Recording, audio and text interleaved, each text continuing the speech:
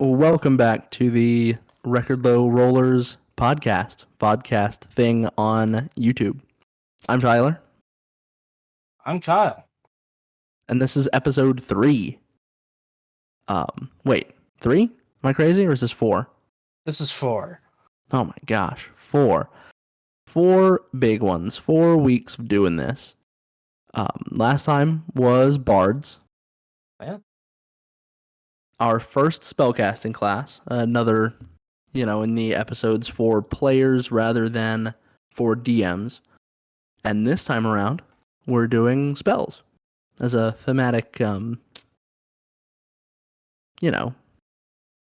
what's the word I'm looking for?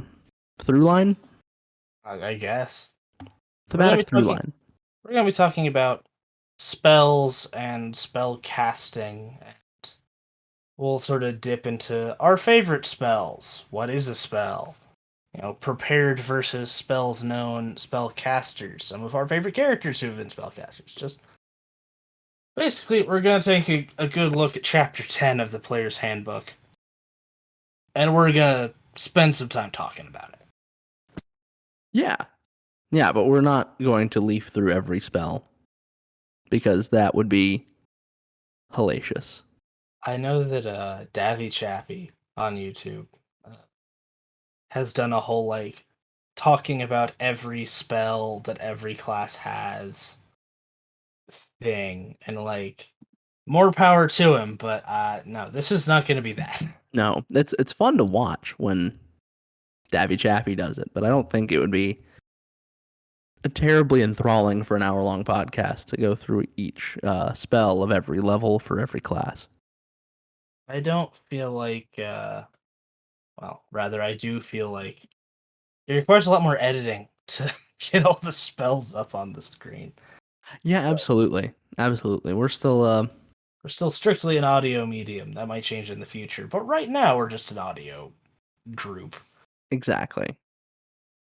Oh, boy. So where do you want to start? Do you want to start with what a spell is? Yeah, that's probably fair. Do you want me to read it out of my book? I mean, shit, man. You can if you want, or you can paraphrase, or you can just fucking make it up. Because honestly, if you look back at Vance, Fancy and Magic, yeah, spells are demons you pull from the sky to keep in your brain so you can unleash them and make a spell happen. Fuck it, man. Spells are wacky and wild. What is a 5e spell? I'll just read from the book to start us off. The good book. This is on page 201 of the Player's Handbook. What is a spell? According to the Player's Handbook, a spell is a discrete magical effect, a single shaping of the magical energies that suffuse the multiverse into a specific, limited expression. I'm going to stop you right there, actually. That's one sentence, so... That's one sentence. That's a good place to stop. The period is there. This sentence, specifically, calling a spell one way that magic can be shaped, I think is the most important thing for homebrewing new spells. Yeah. I was hoping to touch on that a bit later, but I'm good to at least stick our fingers in that right now. There's a whole system in the Dungeon Master's Guide about creating your own spells. And honestly, I feel like it tends to make underpowered spells. That's just my... But I feel like they'd rather make things underpowered than overpowered if you're going to be homebrewing. Yeah, because it's easier to add a little more power than it is to start reeling players back in, because that feels worse, Yeah. But anyway, just for our intents and purposes, a spell is a single, discrete magical ability that certain creatures and characters and individuals and stuff are able to generate through some magical ability. Hell yeah. Next sentence, please, maestro. Oh, God. In casting a spell, A character carefully plucks at the invisible strands of raw magic suffusing the world, pins them in place in a particular pattern, sets them vibrating in a specific way, and then releases them to unleash the desired effect. In most cases, all in the span of seconds. So, yeah. Yeah, that's like the weave, right? Like that's very clearly the weave, but they're not calling it the weave. I feel like they're talking around the weave. We should probably say what the weave is so we don't lose people. Yeah. Well, so what is the weave, sir? Uh, so you ever seen Star Wars? Many a time. The weave is an energy field that surrounds us and binds the universe together and all that stuff. It's like a magical magnetic thing, you know? It's like gravity or magnetism. It's just another force in the world that some people study or innately know or whatever, and then they can manipulate this weave. I feel like there's like a Webster's dictionary definition of weave that I'm missing. A normal weave is like a device by which people create fabric mostly. Yeah. But the magical weave, the D&D magic weave is a metaphysical force by which people create magic, I suppose. Yeah. That's 100%. It is the magic that suffuses everything. It's really rad. I like that specifically the Forgotten Realms, because this is really where the weave is most present and prevalent, you know. Yeah. Um I really like the way that they've explained how and why magic is. You know, it's just in the air. People who know how to use it can just, as it says in the second sentence here, pluck the strands of raw magic everywhere. Just boing, and magic happens. Yeah. I feel Dope. like that leads us pretty organically into a discussion of which classes have magic and which ones don't. Yeah. Yeah. And, you know, how do your players and your characters do magic? At least, by the lore of the book. Of Obviously, you course. can make your character act however they want, but by the book, let's start talking about that. That's the easiest way to quantify anything for something like this. You know, everyone has the book. It is the good Not, book. It is I'd say not everybody has the book, but enough people have the book that it's a good place to start. agreed. I'd actually like to start chronologically rather than alphabetically, at least to begin with, because in the very first games of D&D, there were only two spellcasters. There were the wizard, or I guess the magic user was what it was called initially. Oof, I'm showing my age here. And the cleric.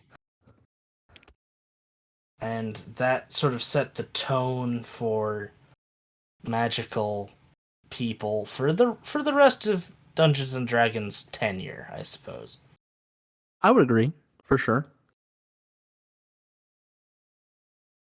The wizard is a smart person usually.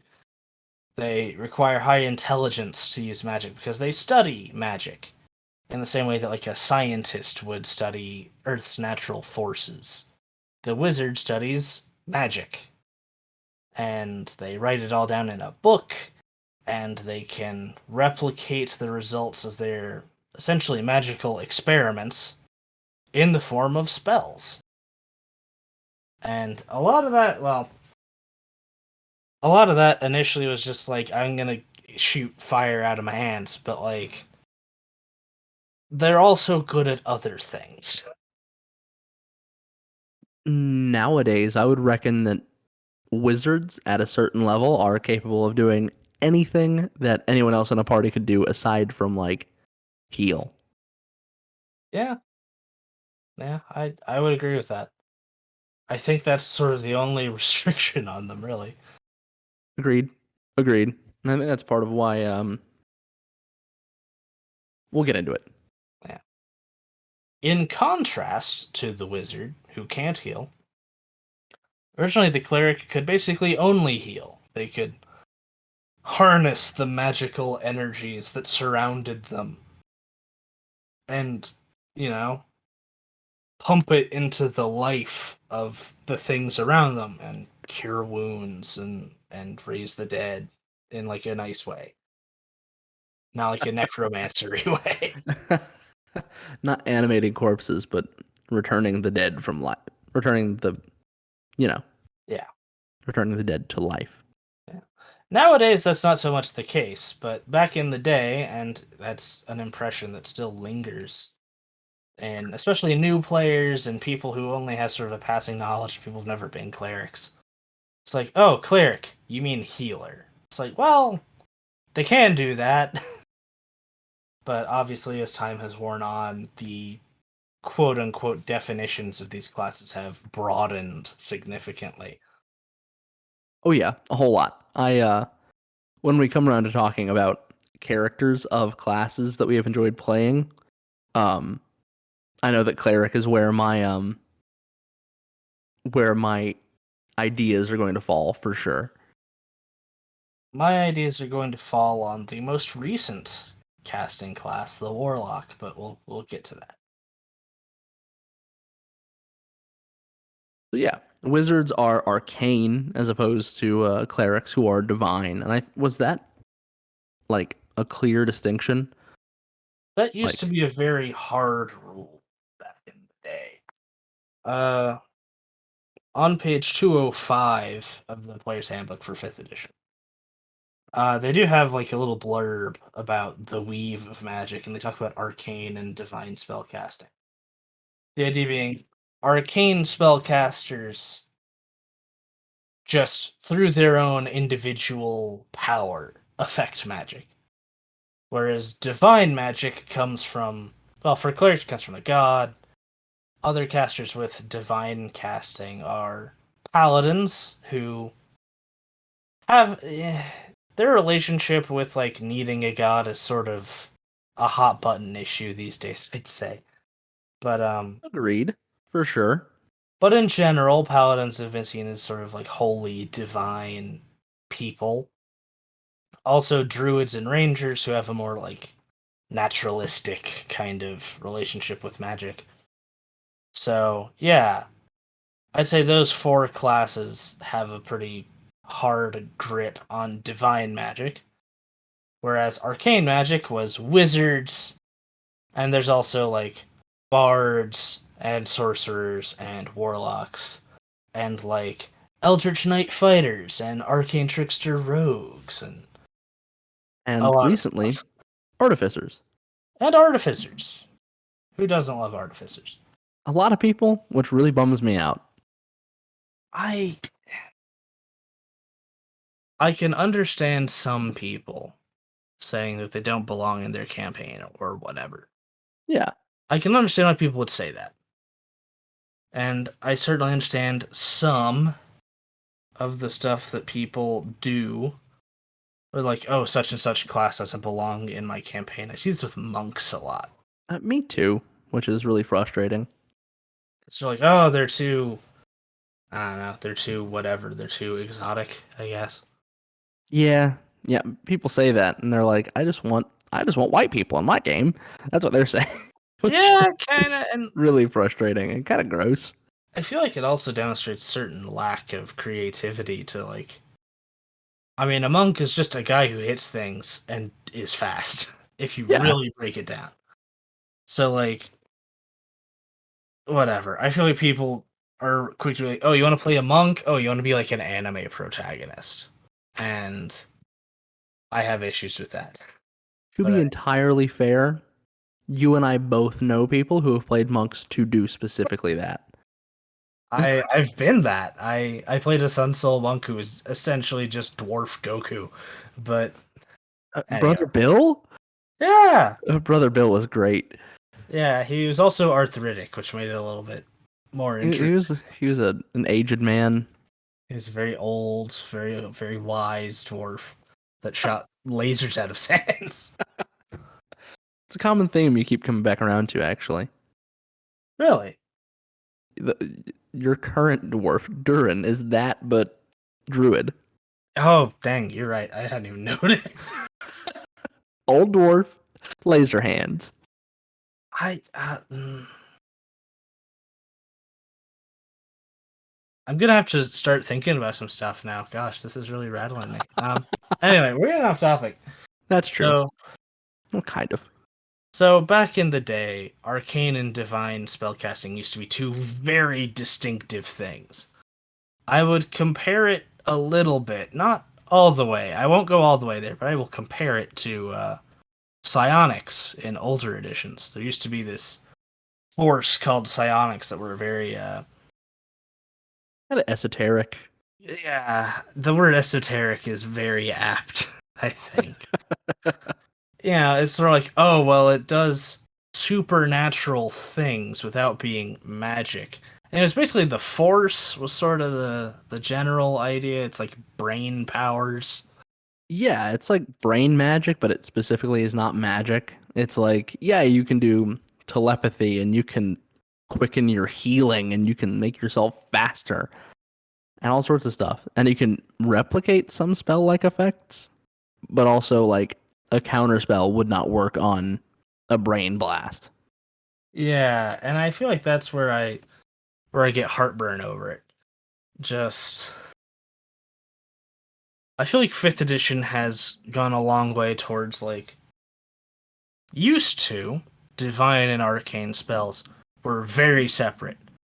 A spell was either an arcane spell or it was a divine spell. If a wizard could cast it, a cleric could not cast it, except under very Yes. limited circumstances.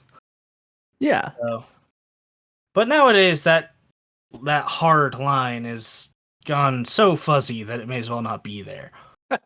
And I feel like that's kind of how psionics have been treated of late. Yeah. Yeah, for It's sure. like, oh, you take the telepathic feed. It get no telekinetic feed. My bad.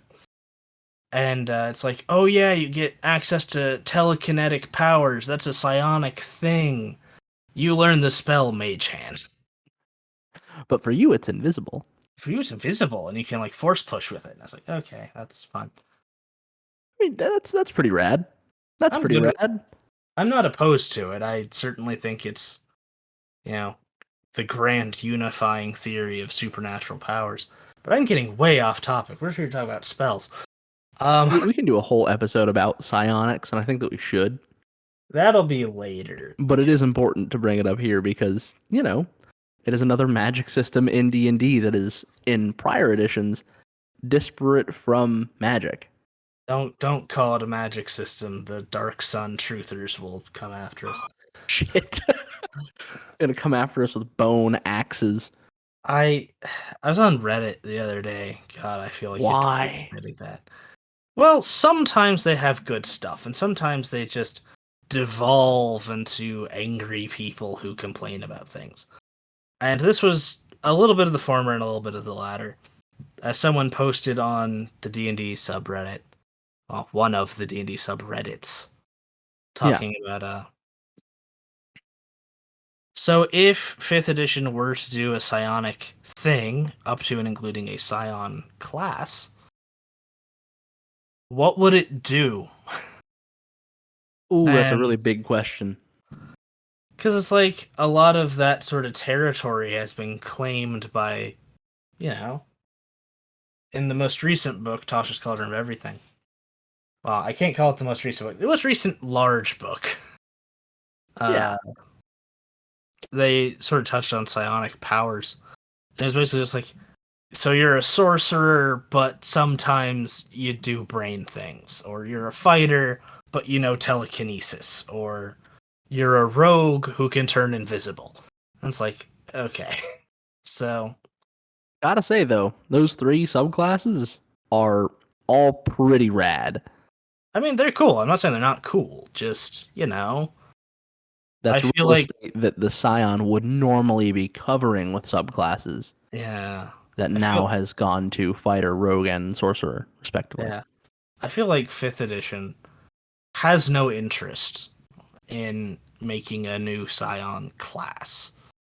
I So agree. I think they tried with the Mystic, and it was too much. I don't want to say too busted, because some of it was just too weak as well. It's just it was too too all over the all over the place. place. Yeah.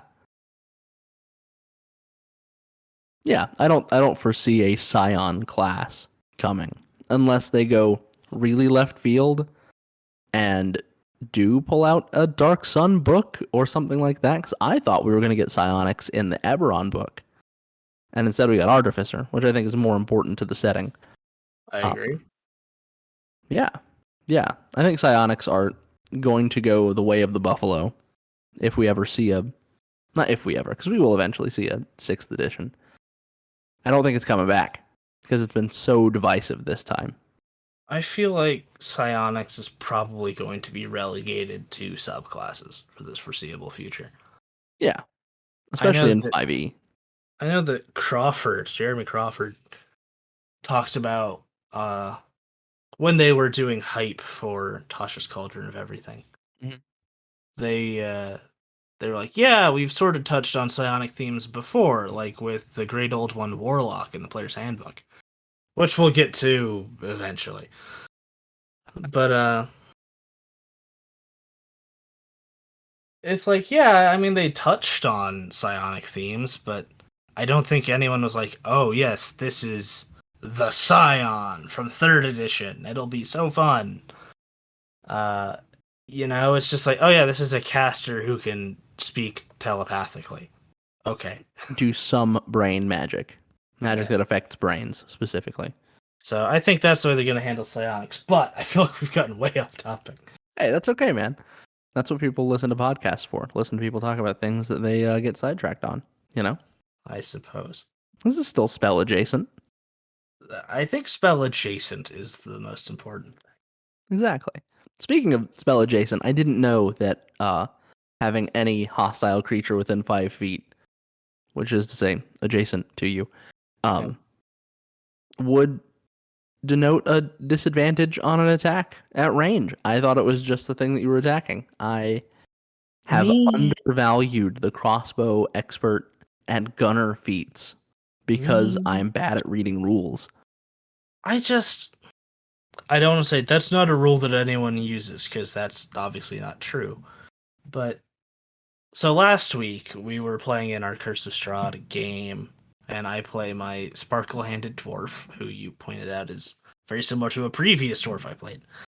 Uh, his name's Durin. He's a hill dwarf star druid, and he was casting produce flame at I someone. think we saw it first from your archer ability from Starry Form. Yeah, yeah. So I was casting some magic that would hit someone not next to me, but I was like, aha, I'll shoot a bolt of light, 10 feet and hit that guy. And the DM was like, oh, wait, no, that's a disadvantage. And I was like, what? So, yeah, I range. similarly had no clue why. I was like, why? It's like this guy here, he is within 5 feet of you. And I'm like, very surprised, super shook. Me too. I feel like it's going to really alter the way that I play in that campaign for the foreseeable future. Oh, yeah. I don't know if any of the people who play in that game are going to listen to these episodes, so I'm not going to say much else. But yes, it is probably going to affect some things. Yeah, I mean, okay. I know what you're getting at, and we'll get to that when that happens in the game in a few Yeah. episodes. But yeah, just ranged attacks are going to be important for pretty much everything I do in this campaign. Because, I get free casts of Guiding Bolt as this Star Dwarf. and that's like Star Dwarf. Star Dwarf, yeah. Star Druid, my bad. Yep. I was like, Star Dwarf. It's fun. It's fun to say. Continue. I'm sorry. No, and like Guiding Bolt's a fun spell. I quite like it. And that'll sort of segue us back into talking about some of our favorite spells. Yeah. But you know, it's a fun little first level laser spell thing that's a lot of fun. But if I can't cast it with anyone near me, then that'll be a problem moving forward. Yeah, I have to really sit in the back. because you've also got Shillelagh up. You know, you're a druid. You're a kind of beefy druid with Hill Dwarf, extra HP every level and all that fun stuff. Yeah. Yeah. But yeah, Guiding Bolt is a rad spell. I never even picked it up as my favorite cleric, Rook, because I was only using a greatsword most of the time. But if I had been any other cleric, I would have been rocking that every day. Yeah. I think we should talk about some of our. First of all, I'd like to talk about classes that have spells. Mm-hmm. Then I'd like to talk about some of our favorite spells. And then I figured we'll wrap up by talking about some spellcasters we've played. Hell yeah, I'm down. So we were going chronologically at first. We had wizard and cleric. Yeah, I was gonna segue away from going chronologically because I don't know the exact order in which second edition added classes. I understand that. So we can go alphabetically. Do you want to start with artificer, our newest addition to the mix? Let's do just arcane casters alphabetically, and then we'll jump over to divine casters alphabetically. All right, I'm down. So, arcane casters cast out of the weave because they're smart or because they can, more or less. They usually use intelligence or charisma as their stat that lets them do spell stuff. So, we have the wizard, sort of the archetypal, pointy-hatted smart folk. More recently, we have the artificer, who is the engineer to the wizard's straight mathematician. I really like artificers. I like their mix of like tinkering with things to make them magical and their really utilitarian spell list. Like It's very short. it's very short, but everything on it is pretty good. Yeah. Artificers are what is known a spells prepared spellcaster. As in, at the end of every long rest, or more or less every time you wake up in the morning, your character can reconsult their full spell list and say, I want these today. And that can be a completely discrete list from what you had the previous day. Or you can just keep the same one, which a lot of people do. Because once you have favorites, once you have the 5 spells you really like, then the rest is sort of set dressing. But yeah, I think artificers have like. Let me consult my book. I don't want to misspeak. I'm pretty sure artificers have like water walk and water breathing at the 3rd level. They do. They have water walk and water breathing. And like, yeah, if you're never near water, you will never touch those spells. And you don't need to know them. But if, I don't know, let's say your adventure is taking you like, okay, at the bottom of this lake, there's a treasure chest guarded by, I don't know, like a sea serpent or something. Then your artificer's gonna be like, cool, let me go to bed and wake up in the morning. I don't know, you wake up 24 hours. We're gonna learn how to breathe water, boys. Yeah, and then artificers, you're supposed to like reflavor your spells as gadgets and gizmos. But even if you don't do that, you can be like, yeah, I had fly, I guess. But we're gonna be underwater tomorrow, so flying will be irrelevant. What we really need is good swimming and being able to breathe underwater. So you can do that. But yeah, artificers are fun. They're smart people who make things. I really like prepared spellcasting a whole lot. A whole Yeah. lot. I'd argue that it makes prepared spellcasters several notches above spells known casters. And let's get into that with the Bard, which is next. Yeah. The Bard has a really varied spell list, you know? Like they've got some damaging spells, but most of their kit is enchantments, illusions, that sort of stuff. Like if you want to be charming, magically so, bards are good for that, you know. Their spell lists are yeah, built to be tricksy. I think is a good way to put it. Yeah. I feel like, one of their default bard spells, not default, but like one of their archetypal bard spells is a spell called Tasha's Hideous Laughter at first level, where you more or less tell a joke or say something silly or whatever, and a creature that fails a wisdom save loses a turn. And they keep losing turns until they make your saving throw. Which, that never stops being useful. Yeah. Because it's like, yeah, is it damaging? Well, not really. You're not like, oh, they lose a turn and also I light them on fire. Yeah, no. But there is like, they're losing a turn.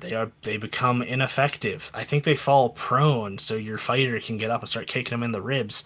Like, Yeah, Tasha's Hideous Laughter is nasty. They are yeah, prone and unable to take their turn. It's yeah. it's great. And I feel like that kind of sets the tone for a lot of bard spells. Just they they control what other people do. They confer Or a lot of status effects as well. yeah, if you're gonna be a bard, you're gonna want the very back of the book to look at status conditions because Blinded, deafened, charmed, especially. charmed. You should just put on your character sheet so you know how to like what exactly it does for you. Yeah. So yeah, I'd say bards do a lot of effect magic. But they are limited in the fact that they're a spells known class. Yeah. They choose a spell or a couple spells when they level up, and they are memorized. That's it until you hit like what fourth level? Every level you can swap one out. Every level you can trade one. That's mm, mm, as you say. That gives me some heartburn. Just, sometimes you're gonna pick something. Like let's say you're a bard. I don't I'm gonna keep using water walk and water breathing as my examples, because they are very situational. Yeah, They're a third level spell. You can do a lot with third level spells. You can cast like haste, which is an incredible combat bonus, you or could bring fly. someone back from the dead with a third double spell. Yeah. Also, the third level spell, you can breathe underwater for like an hour or 8 hours or something. And it's like It's funny. those, I would argue, are not really of comparable power levels, which is frustrating. Yeah, a little bit for So sure. if you're like a prepared spellcaster, like an artificer, that's like, oh yeah, this will just be one of the ones that I have today. If you're a bard, you better be in like an aquatic campaign where you're underwater a lot, or you're gonna feel like, man, I picked this spell and it's just bogging me down. I never use it. It was useful that one time right when I got it, and now I will never need this ever again. And that can be frustrating for a lot of players of spells known spellcasters. Absolutely. I mean, man, it's tough. It's tough when you make a when you botch a decision like that. Hopefully, your DM, if you're a player, will let you kind of like retcon that, or even just bend the rules a little bit. Be like, yeah, you can take two in this level and replace water breathing or whatever, whichever one you took. Yeah. That's all you can really hope for. You know, people are human. People make mistakes. Yeah. But that depends on how nice your DM is. And Yeah. I feel like the ultimate problematic spells known caster is the next one, the sorcerer. Yeah, buddy. We have a sorcerer in our current Curse of Strahd game. Yeah, and she's lovely. I don't want She's her to change a thing. well, she picked up True Strike. That's the one thing I would change. Oh, I didn't know that. Yeah, I talked to Arya yesterday, and I was like, "What cantrips do you have?" And she's like, "Yeah, I've got True Strike and um, oh, what was the other one? She's got Ray of Frost, True Strike, Light, and Shocking grasp. Shocking Grasp. That's it." She used it on that animated armor, And I was like, and she got her ass whipped for getting "Yeah, she into did." melee as a level 1 sorcerer. That's a real dangerous place to be, honestly. Real Yeah. dangerous. But yeah, just the thing with bards is, first of all, they know a lot of spells. At max level, they know like 20 some, and that's not a ton, but it's still good. They also get magical secrets, which we talked about last week in our bard episode, that allow you to pick just any spell you want. Yeah. And that's fun, you know? It allows you to sort of bend the rules, as Tyler just said. And, you know, oh, this isn't on the bard list, but I really like this spell, so I'm taking it. But, sorcerers really don't have that. Sorcerers are shafted as far as spell count is concerned. Like, Yeah. man, They know so few 15. spells. They know 15 at level 20, so I think That's insane. the level spread is more or less supposed to be, 10 spells of levels 1 through 5, and then, one spell each of levels 6, 7, 8, and 9, or whatever. I'm tracking. And it's just like, man, people say that sorcerers can feel like discount wizards, and I feel that. I think that,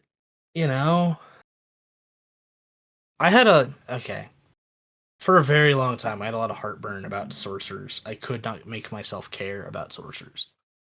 Just, it felt hard for me to wrap my head around why I would want to play one. It's like, okay, Yeah. I'm gonna cast a ton of spells. I'd rather be anything else. Yeah. I totally get that. Because spells known is very limiting, especially since you know so few. And also, like, there are other spells known casters like the bard and the warlock, which we're gonna get into, that like have ways to pluck spells from other areas and have more fun with it. Yeah. But the sorcerer's just like, you want fireball? Yep, everyone does. Okay. You want Fireball? I think the strength of Sorcerer specifically, I know this is like spellcasting, but like spellcasting is not Sorcerer's strength in my opinion. I think there's a lot of fertile ground for a sorcerer to cover. Like, you have a lot of strong themes in a sorcerer that are hard to find elsewhere, Yeah, That and you get a crazy amount of cantrips at the first level. So like someone who that's picks true. a first level, a 1 level sorcerer dip just to pick up 4 elementally charged cantrips, I can't really fault them for that. I mean, I could easily see like a paladin or something sinking in 1 level just to get like green flame blade. Yeah, man. I mean, You're basically smiting on every hit at that point, but here's a it's fire. concept for you. Um, Single level sorcerer dip, dragon sorcerer, conquest paladin of Tiamat. I think that's a strong narrative direction to go. You get that extra hit point and you get like mage armor without wearing any armor. So you could be like a dexterity based paladin, which, you've done before and it was a lot of fun to like DM for. It was. I also had like ludicrously high stats on that You character. did. Sebastian was godly. I rolled a ton of like 14s and above. I think my lowest stat was like a 10 wisdom or something. Yeah. And And like, everything else was way above that. yeah. So I was like, yeah, I had like 15 strength for plate armor and like 18 dexterity for stuff and like a 14 constitution. that character was busted. I feel kind of bad about that, but I anyway, mean, yeah, that it's a, party was wild. that's true. But But yeah, yeah, sorcerers. sorcerers, they have a lot of thematic flair that I guess we'll get to when we do our sorcerer episode. But they're not they're not the best spellcasters. I think that the most recent subclasses for them sort of helped that out by giving them some subclass spells. They gave them an extra basically 10 spells. Yeah, yeah. Which And honestly, like, tack on 10 spells to a 15 spell class, and hey, that's a respectable amount of spells. yeah, But yeah, adding like 10 spells to a class that only had 15 spells to begin with is pretty huge. yeah. It definitely made me more excited to play a sorcerer than I ever was before. I think that retroactively that the other subclasses should get their own spell lists that get added to them in future publications. If I have one bone to pick with Tasha's Cauldron of Everything, and I have many, but like if I had to pick one, Yeah. I'd say that would be it. Just it feels very apparent that they're like, well, we don't want to go back through with a fine-toothed comb and rework all of the subclasses to make them better. Yeah. They're like, oh, we want to just have optional spell, not optional spell, optional class features, some of which included optional spells, and that's fine. But they went back on that by altering the Beastmaster Ranger, which was kind of bad. And I feel like, if they didn't do that, then I feel like it would have been like, yeah, okay, you can't just go back and change all the old subclasses. Yeah, exactly. But because they changed one, that raises the question of, well, why couldn't you have changed more? And Precisely. I It's feel like it's that's the squeaky wheel as of right now. agreed. And we will definitely get into that when we cover Sorcerer. But, as far as spellcasting engines go, I think Sorcerer leaves a lot to be desired. Yeah. They're supposed to be like innate spellcasters. Yeah. They have spells either through bloodline or through magical circumstance or blessing by a being or whatever. And like that's cool, I think. But it it just isn't very satisfying usually. No. And then next is Warlock, right? Warlock, I'm very fond of the Warlock. Warlock's great. Their spells work a little bit different in a way that we'll get into when we do the Warlock episode, in 5 years. But they don't have spellcasting. They have a system called Pact Magic, which gives them a far more limited number of spells to cast on any given day, more or less. And sort of their main thing is their cantrips, which are free magic that you can just cast without having to expend a resource like spell slots. So yeah. I think Warlock and the design therein is one of my favorite things about 5e, Like, there's something so fertile about,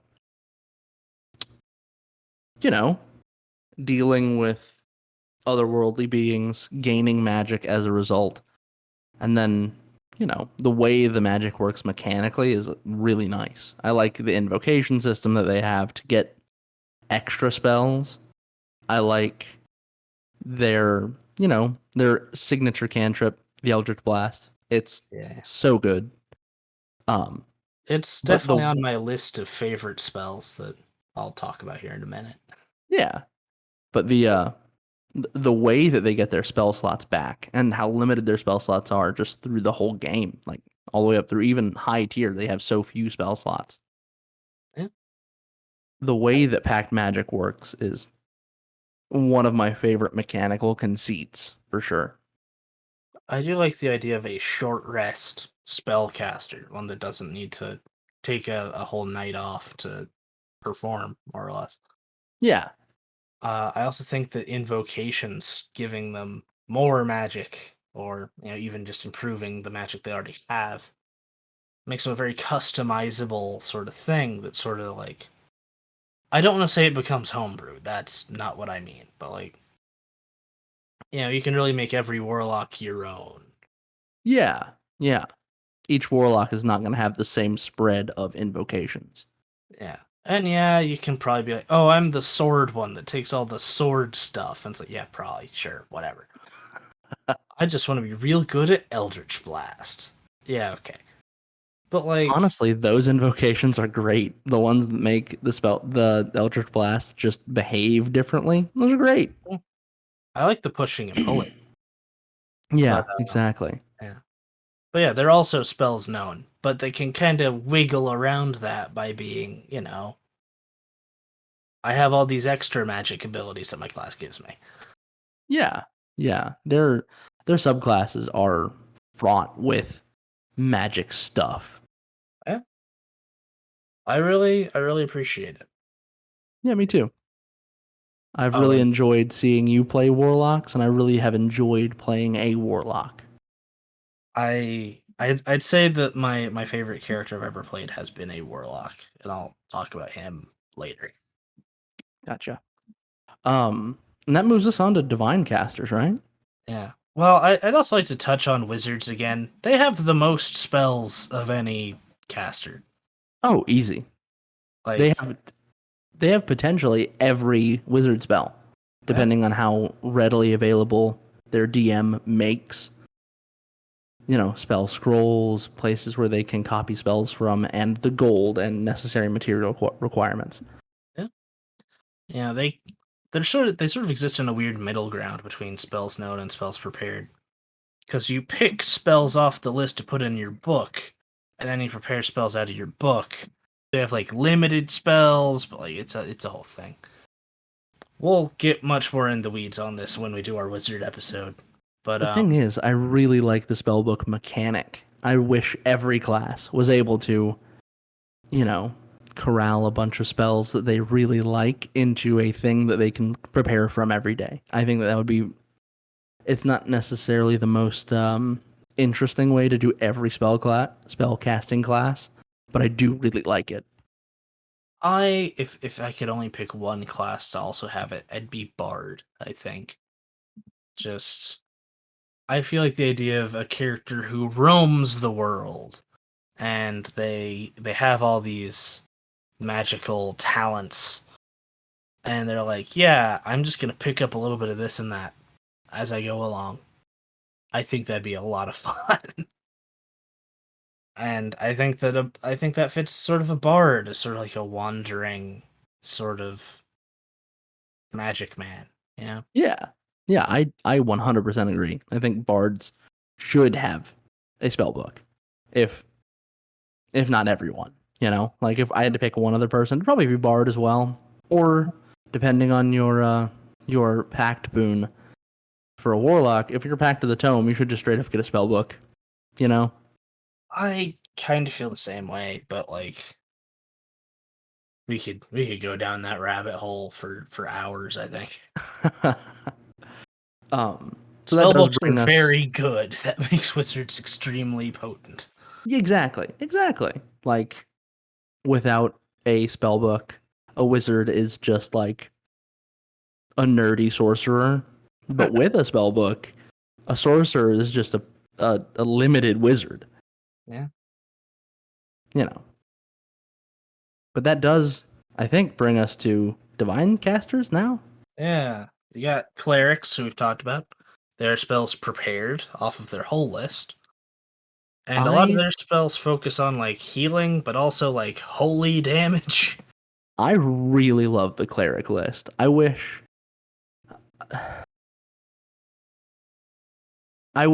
that every character I played could be a cleric of some stripe. Well, there's a ton of cleric subclasses that we'll get into in our episode on clerics next week. But Hell yeah. yeah, clerics are really good. I really like clerics. I've played several.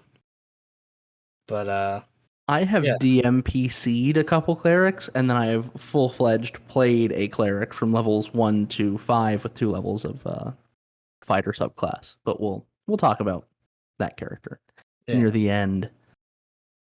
I've DMPC'd I think like 2 or 3 clerics because it was all for like low level beginner games. There was like, oh, I want to be a fighter. I want to be a rogue. I want to be a barbarian. So there's no healing. I was like, I will give you a healer. I will give you a healbot NPC. Yeah, and it's not very satisfying to just be a heal bot. And I definitely No. fight those characters different if they weren't traveling with the party. But Yeah. Honestly, I think and this is a huge way off topic tangent. For like a sci-fi game, if I had a group of players who all wanted to play like guns for hire or like super secret psionic spies, that sort of shit, I would literally give them a robot that dispensed heals. I would give them a heal bot that would just float around and go and give them like back to spray. Can I say back to? I probably can't say back to. You know what I mean? give them some kind of like healing medication. Healing goo. Yeah. I feel like at that point you just need Divine Soul Sorcerer, the cleric spellcasting sorcerer subclass.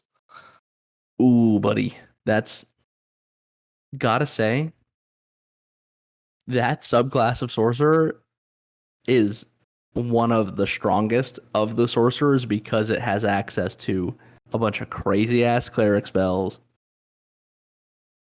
You're not wrong, is the thing. But yeah, clerics are rad. They get a bunch of holy damage, a bunch of unholy damage. They can do like some crazy necrotic stuff as well. Yeah, they Uh, can raise the dead. They can raise zombies, which is like raising the dead. Uh, a lot of they get some weird like nature magic later on. yeah, they can call down like the fury of the gods. It's pretty Yeah. cool. Um, and then the next one would be like druids, Druids. who are straight nature magic. My current druid, the dwarf druid that I've been playing, is a challenge to myself because I find druids very difficult. Just looking at their spell list, because they get a lot of nature spells in the form of like fire, ice, lightning, Yeah, sort of stuff. But like they don't get that in the same way that like a sorcerer gets elemental stuff. So, your sorcerer's like, I will cast fireball and I'll just make a big explosion.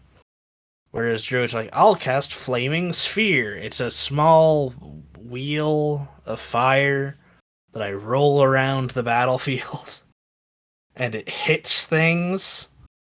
And yeah. I was like, okay. And they're like, oh, I'm a sorcerer. I'll cast lightning bolt. I'll shoot a big bolt of lightning out of my hands. Drew's like, I'll cast call lightning. Where I summon a thundercloud. And I strike people with lightning for a few minutes. okay, so the two examples you just pulled out, I prefer the druid spells over the sorcerer spells by a country mile. I disagree. A part of it's the action economy. A large part of it is the action economy. I feel like part of it for me is the concentration tax. Because a big part of spellcasting is the concentration feature of spells. Uh, Sometimes you cast a spell that has an effect that lasts longer than right now. Yeah, it's not just instantaneous. It is a concentration spell. You focus on it and the effect is continuous. Yeah. Going back to our definition of spells, it's a discrete magical thing that you do. But like druids call a storm cloud, and then for the next like 10 rounds they can call lightning bolts. And that's fun, but if you're not in a fight where you need to be calling down lightning bolts for 10 rounds, let's say you have a combat that lasts like 3 rounds, it feels like you're not getting the most bang for your buck out of if anything shows up in the next 45 seconds, I'm gonna strike it down with lightning and ice gun. Okay.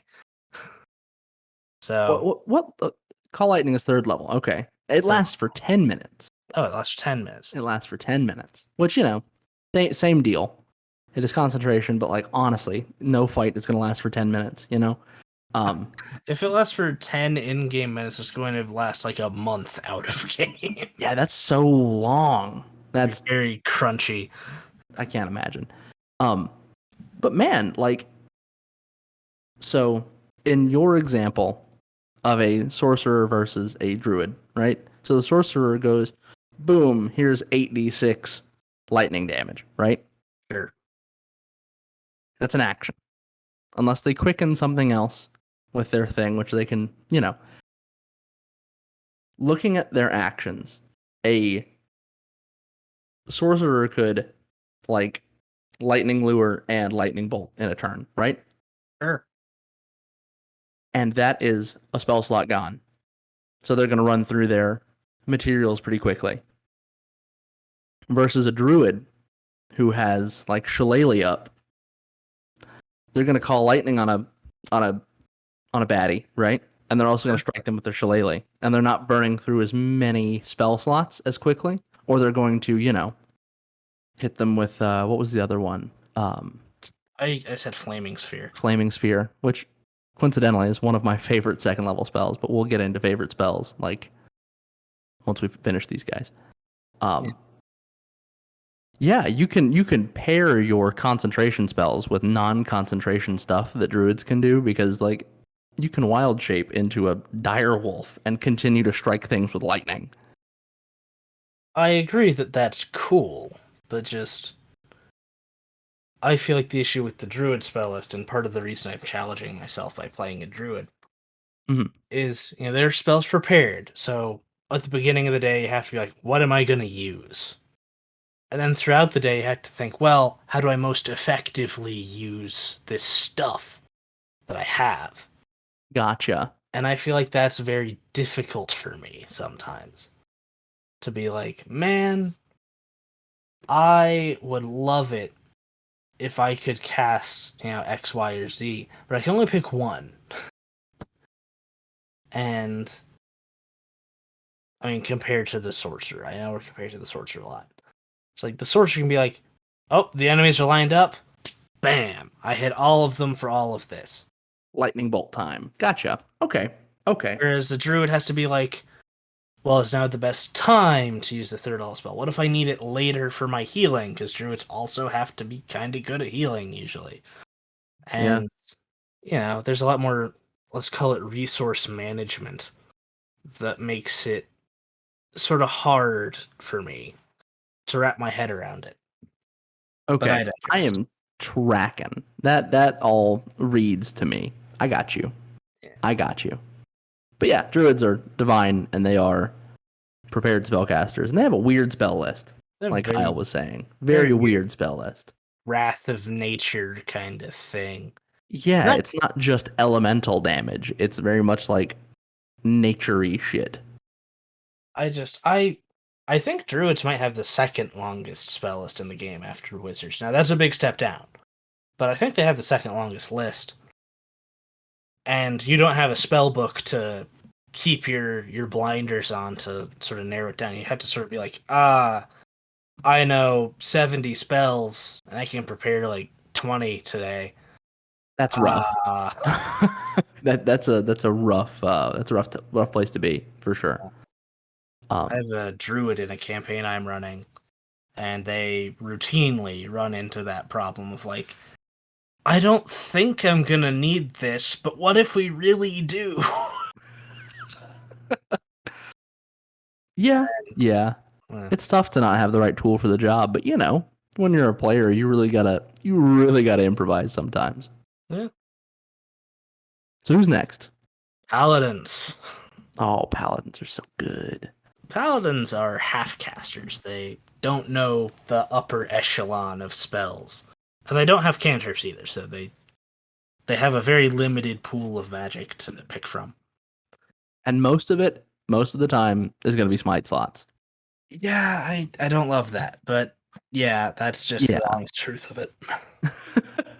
I like the way that 5e has simplified smite, you know? It's like, yeah, you spend a spell slot and you do some extra radiant damage. It's that easy. It's not smite evil. You can smite anything. Anything can be smitten. Smited? You know, whatever that conjugation would be. I think it's smote. Smote. I think you're right. But their spell list is really it's like a condensed cleric spell list. Very support heavy, healing Yeah. and buffing your allies and They have one of the few like aggro pull spells, compelled duel. Love it. it's a favorite of mine. I've never gotten it to actually work, but I've I do never love the spell. I think I've seen you try to use it a time or two as the paladin we talked about earlier, Yeah. Sebastian. I've never seen it work either. Like ever.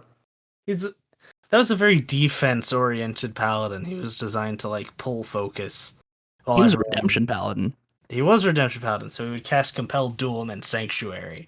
And he would just be like impossible to hit while he'd be the only target that an enemy could hit. But it never worked. So I just cast Sanctuary and then I ran around casting Cure Wounds on everybody. Healer paladin. Yeah. They have lay on hands, you know? I really like the paladin spell list though, because they get smiting spells. And one of my Yeah. favorite third level spells, Crusader's Mantle. Everybody gets divine favor. Extra D4 damage on your attacks. Everybody. 30-foot range. I'm a big fan of Searing Smite, which Searing is Smite is nasty. it's a first level spell, and it's just like it adds a D6 of fire damage the next time you hit something. But also, if you cast it at a higher spell level, then it does more D6s, and then it lights them on fire. Yeah. So, And I think they take that level of D6s every time they fail their save. No, it's just 1d6. It's kind of lame, but you know, I mean, if you're already gonna smack them with a bunch of stuff, and you can Divine Smite on after top you of have your applied Searing's fight. spells. Yeah. So, yeah, if they're still alive to take that fire damage over time thing, then they're gonna be much worse off after you just absolutely brain them with a great sword with Searing Smite and Divine Smite and your strength and whatever other insanity that you're pulling. Paladins are great. I love them. Love them a lot. Currently playing a paladin. Yeah. Poor guy. Yeah. He's had a rough life. Um, Death House has not been kind to us. Yeah. It's been okay for me. I don't think I think I took like 8 damage. I think that's Yeah, it. you got hit by a ghoul.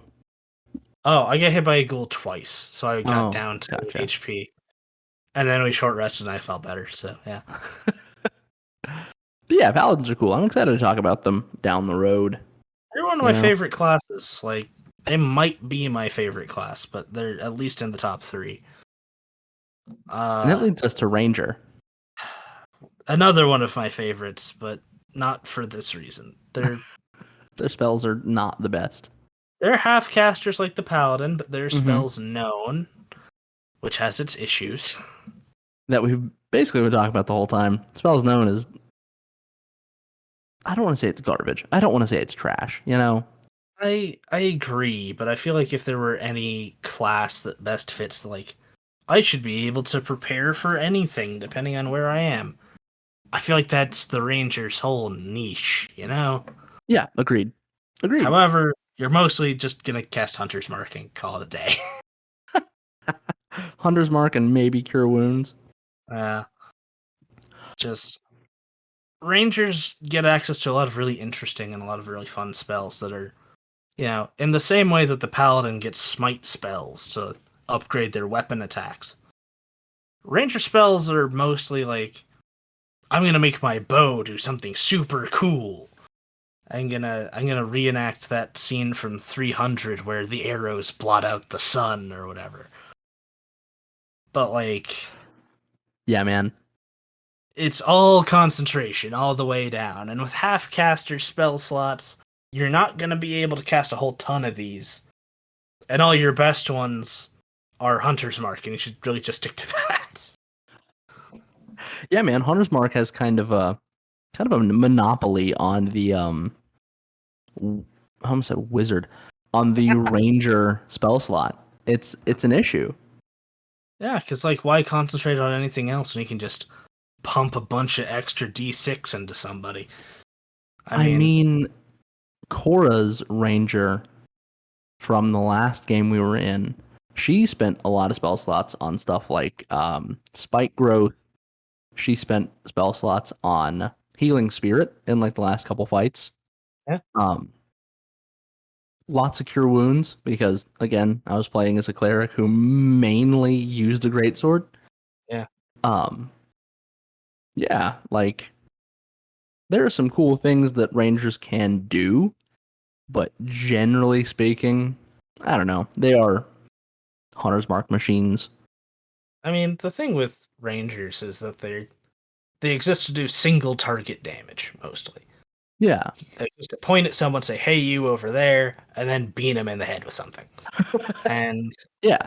that's very much what Hunter's Mark is. It's a little status buff that you give to yourself to hurt someone real good.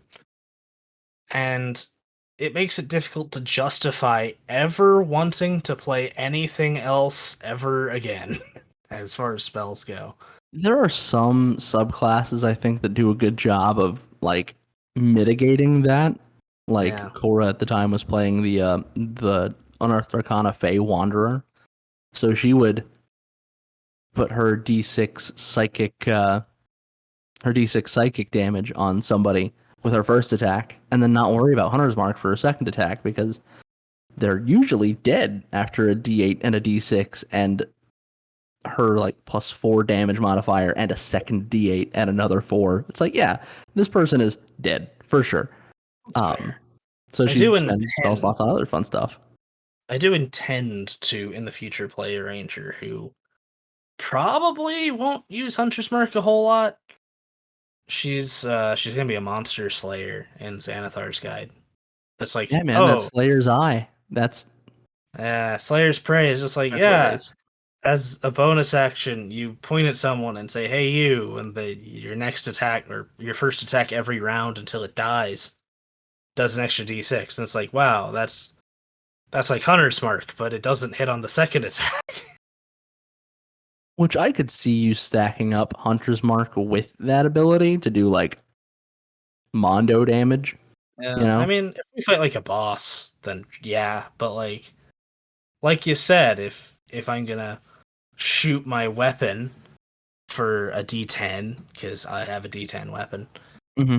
plus a D6 plus 4 plus another D10 plus 4, that adds up That's a lot of fast. heavy crossbows, man. That is a lot of heavy crossbow.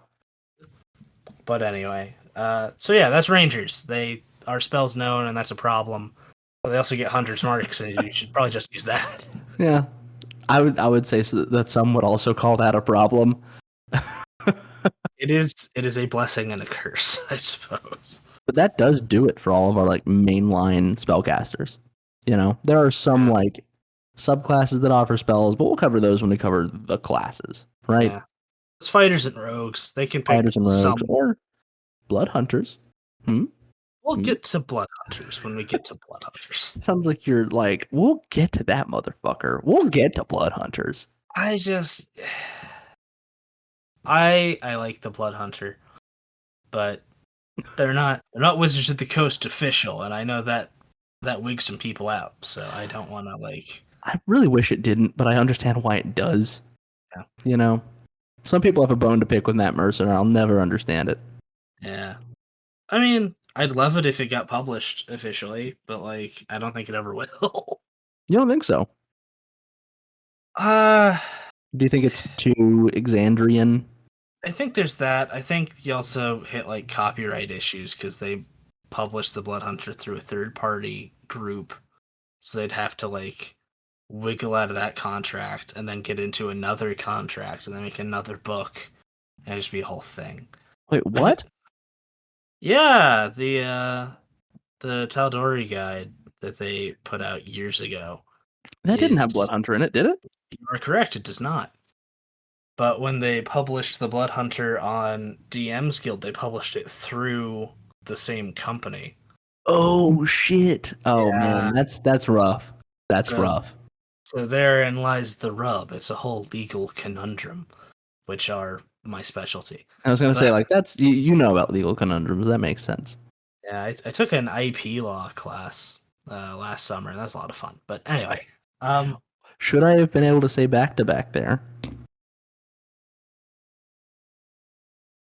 Talking about I the I heal don't bots. know I don't know why you wouldn't have been. Okay, good. I just want to make sure that our show is legally sound. If we get a takedown from Disney, I will be shocked. I'll just be But glad we got like seen by Disney people. That's pretty cool. I don't think we'll get sued. I think we'll get a takedown notice. Yeah, 'Cause that's those are what two they do. different things. That's true. But anyway, I feel like we've gone rather long in the tooth with this episode, as we tend to do. Yeah, we did well with bards. Yeah, true. We were on a bit of a time limit there. That's true. We're only at an hour and 11 minutes. Oh. That's not bad. That's not bad. I'll ask you one final question then. Lay it on me. It's a multi-part question. That's how I can get away with calling it one question. Okay. Who has been your favorite spellcaster you've ever played?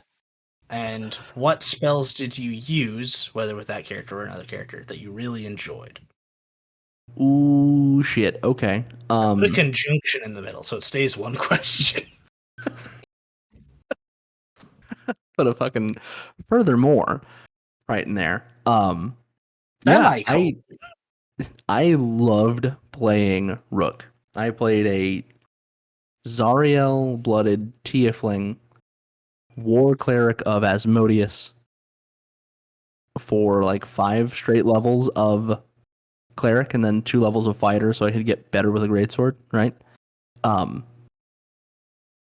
He was a lot of fun to play. I used the racial smite spells pretty often, so I got a little bit of that like paladin taste in there, which was not purposeful. I was like, yeah, I like the little bit of strength boost. Then I was like, oh, you get like searing smite and branding smite, I think. I have a player with a Zariel Tiefling in an upcoming campaign that will start in a couple days. And right, you start that on Wednesday, right? it's on Wednesday, and he is very much looking forward to having a free cast of Searing Smite every day. It's so nice. But honestly, the spells that I used most were from first level. I used Divine Favor pretty often.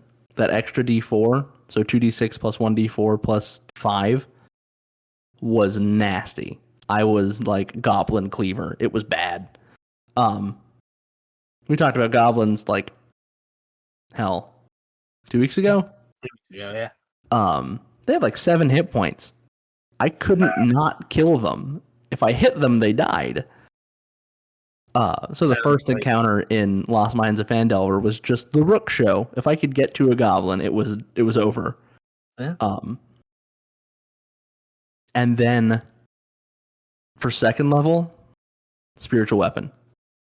It's too good. It makes clerics, specifically like weapon clerics, into a class with 2 weapon fighting essentially. Like if you got your wisdom high enough, which Rook's wisdom was never very good, but yeah, he'd have a spiritual mace of like infernal fire come out of just wherever and thwack people with it, which was a lot of fun.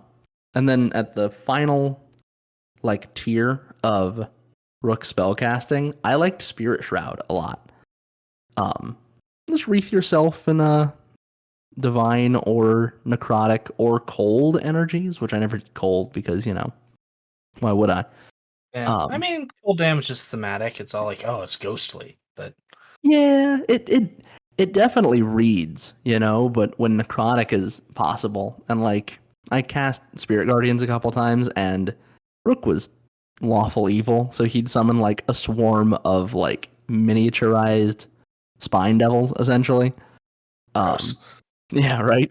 So yeah, necrotic damage all the way. Um, yeah, yeah. Being able to just deal extra damage with attacks is fun when you're a war cleric. Uh, Yeah. that and just being able to be nasty. He was just really in combats. He was scary up until the point that not everyone else, one other person in the party got 2 attacks per round.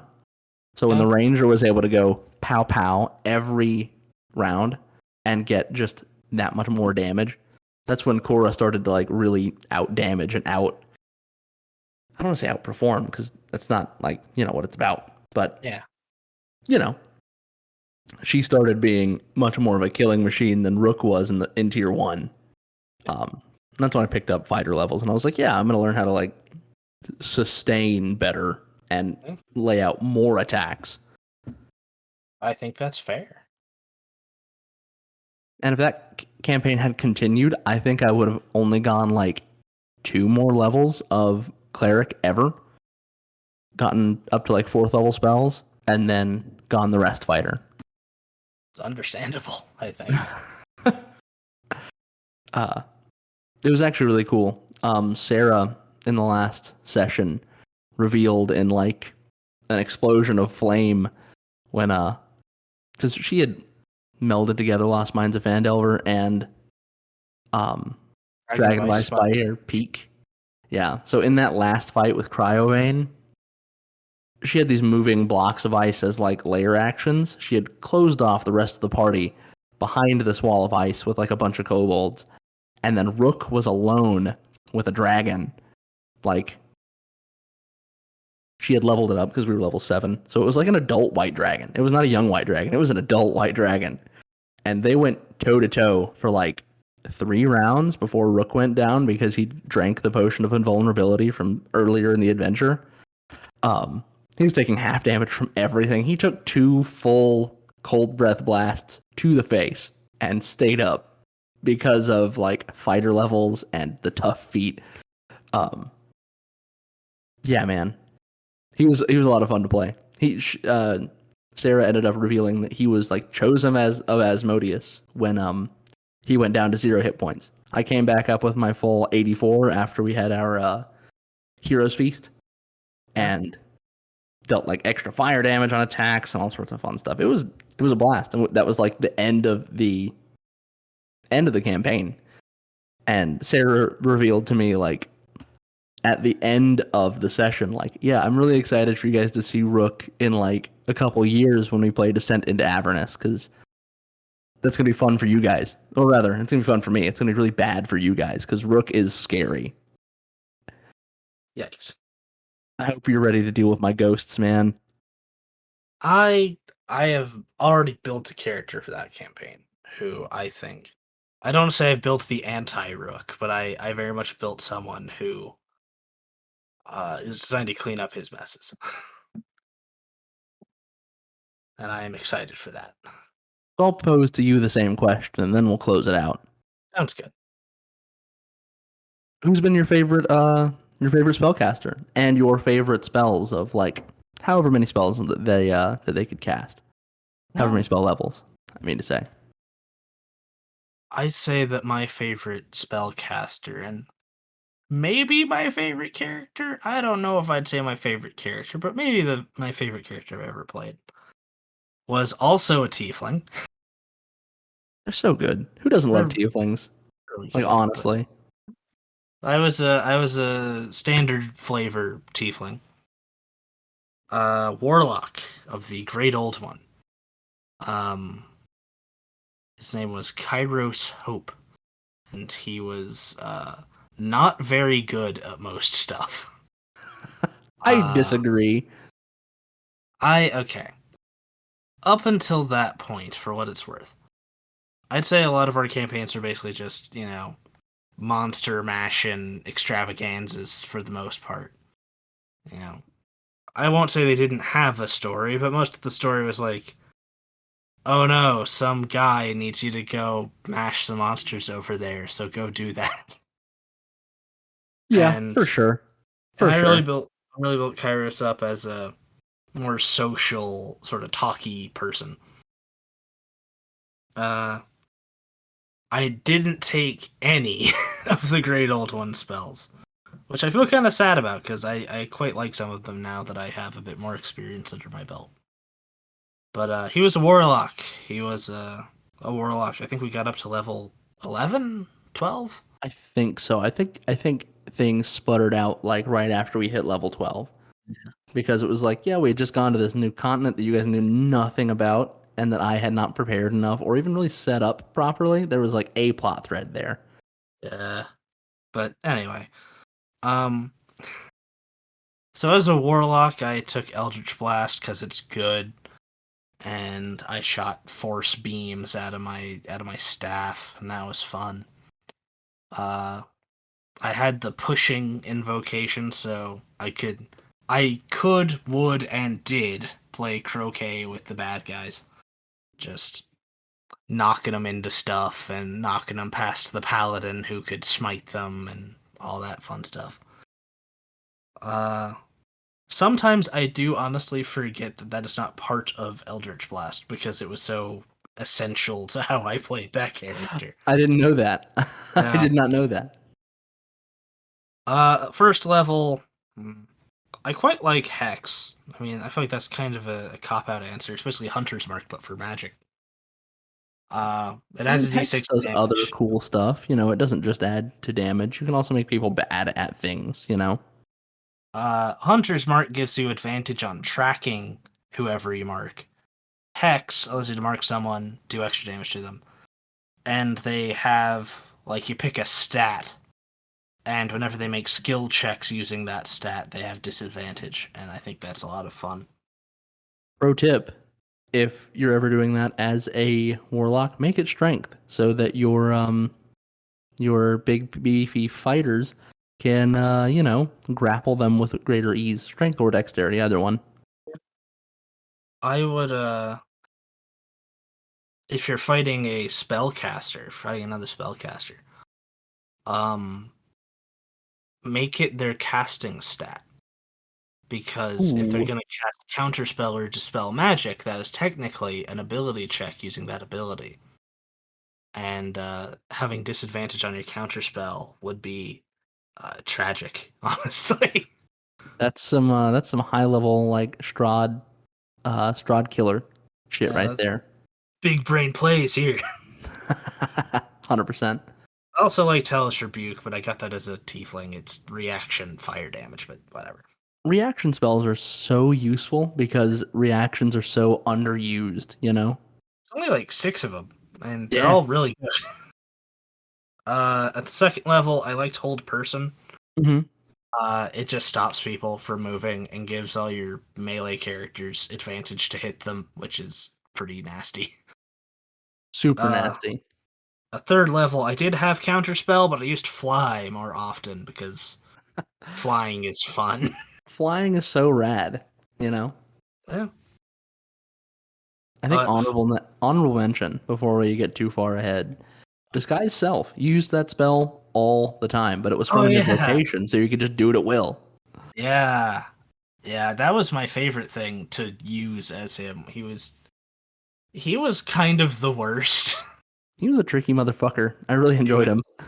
disguise himself to get into somewhere that he wasn't supposed to be, and then he would disguise himself as someone else who wasn't supposed to be there to get that person kicked out and like put that person on notice. And yeah, I did that a few too many times. It's a good tricky trick, you know? He was a weasel, he was. I really enjoyed playing as him. Gosh, it's not on the Warlock list. I have the Warlock list open right now, so that's why I forgot about that. I'd say at 4th level Dimension Door. It's a Hmm. teleportation spell. Uh, I also used Misty Step, but not as much. Uh, I like Dimension Door because it allowed me to do some really kind of nasty things. Um, getting in and out of places with people is huge. I think one time, I don't know if I ever did this or if I just made a very meticulous plan to charm someone and then make them willing for me to cast a spell on them. And then the next turn, I would cast Dimension Door and go up all the way Oh and no, just drop them. that's horrible. That's rough. Yeah, yeah. I mean, it That's would have really hurt. nasty. It would have hurt. Yeah, for sure. That's over the like they'd be taking 20d6 fall damage straight up. Yeah. Also, if you do it like over a ravine, then they're in a ravine now. That's funny. A 5th level hold monster, I guess. It's hold person, but for more stuff. Yeah. And at 6th level, the best spell that I've ever cast as a player character was a 6th level spell. It was Mass Suggestion. So you can pick 12 people you can see and just make them do stuff for you. Kairos was such a tricky motherfucker. I really, really enjoyed running the game for Kairos because, you pull out crazy shit like, mass suggestion. It was never prepared for on my end. I was like, oh shit, they're gonna do what? I remember the one time I really actually used it. I really enjoyed it. We were flying through the astral sea. We were about to be basically boarded by space pirates. And I was at the helm, and I didn't let anybody know because the ship didn't have any windows. I didn't let anybody know that we were about to get boarded. So I timed it out that as soon as these space pirates came into range, I would cast Mass Suggestion on everyone on the bridge to just grab the wheel and turn in a different direction. I was not fast enough, so they did collide with us, and everyone just had to deal with that. It was okay though. You guys survived. Yeah, and then these space pirates and their spaceship go pinwheeling off in a random direction for the next minute, and yeah, I avoided combat. Exactly. Avoided combat with some nasty gif. That's Yeah. what we're after. Yeah. Well, hell yeah, man. I also did a lot of ritual casting as Kairos because he was a tome warlock because that's so undervalued. And I really love tome locks, man. yeah, I wish think that they got just straight up a spell book. me too. I remember getting quite a few sort of more eccentric spells with that, like Tensor's floating disc and stuff. Yeah. To be like, yeah, I have this flying table. It follows me around, and I put things on it. Yeah. I don't know. It's great. I really liked Kairos. He had a lot of tricks up his sleeve. That was the goal. But yeah, spells. You can do a whole lot of weird stuff with them. They're not just for casting fireball, no matter what you see on YouTube or TikTok or whatever it is you're doing. Though Fireball is, according to the makers of the game, overpowered. It is. It's very strong. I'm not saying don't cast fireball, just, you can do a whole lot of stuff with it. I quite like sending. You can send messages to anyone, anywhere, at any time. With like a 5% chance to fail if it's outside of the plane that you're on. Yeah, and that's less often than less often than divine intervention. So you've really got to muck it up for that. Well, yeah, this has been Spells, as you said. If you have, the listener, not you, Kyle, if you, the person listening to this, have enjoyed this podcast, I'd love it if you would like this video, subscribe to the channel if you're not already, and maybe send this to somebody else who plays D&D with you. Or if you're a new person getting your friends into D&D, maybe send it to them, We're just normal people who play D&D. Yeah, we'd love to hear some comments or criticisms, scathing criticisms. Scathing criticisms. That's That's all I really want out of life. Just bring them to me scalding hot. Scathing? Is that? No, those aren't similar, right? Scathing and scalding? They're They similar in both sound. similar concept, but yeah. Maybe Yeah. you feel we didn't get far enough into the bonus action spellcasting rule. Yeah, maybe you want to correct us on the verbiage of the book or something.